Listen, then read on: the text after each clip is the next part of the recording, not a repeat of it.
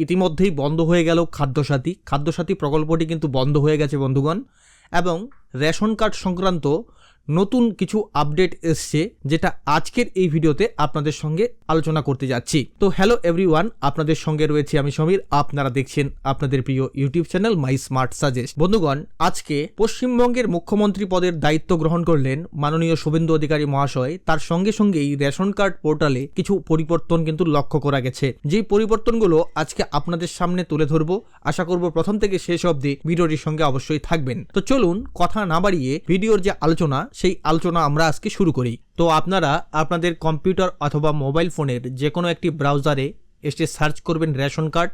তারপর প্রথমের দিকেই দেখতে পাচ্ছেন একটি ওয়েবসাইট পাবেন, ration card government of West Bengal.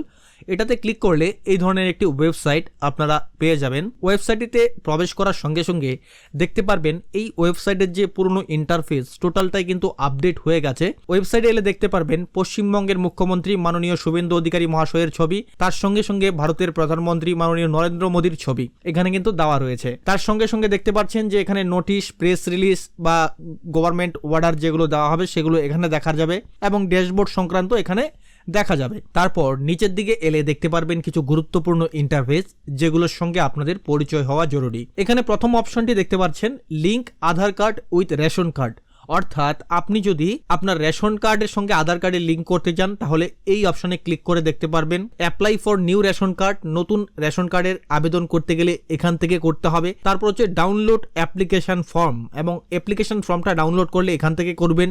এবং আপনি যদি আপনার মোবাইল নাম্বারের সঙ্গে রেশন কার্ডের লিঙ্ক করাতে চান তাহলে এই অপশানে, এবং রেশন কার্ড ভেরিফিকেশন করতে গেলে এখানে, এবং ই রেশন কার্ড ডাউনলোড করতে গেলে এখানে। তারপর হচ্ছে কমন যে অ্যাপ্লিকেশন ফর্মগুলো রয়েছে সেগুলো এখানে পাবেন।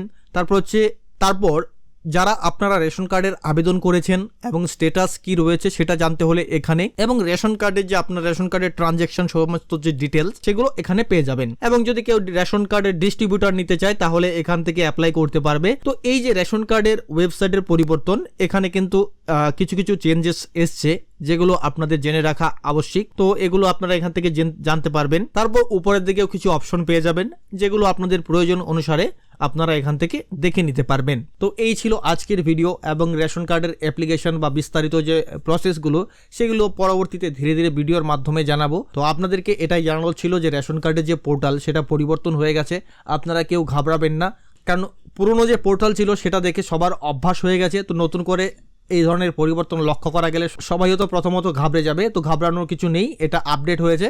তো এটাই আজকে আপনাদেরকে জানানো ছিল। আশা করছি ভিডিওটি ভালো লেগেছে। ভালো লাগলে অবশ্যই লাইক করুন এবং শেয়ার করে অন্যকে দেখার সুযোগ করে দিন। ধন্যবাদ।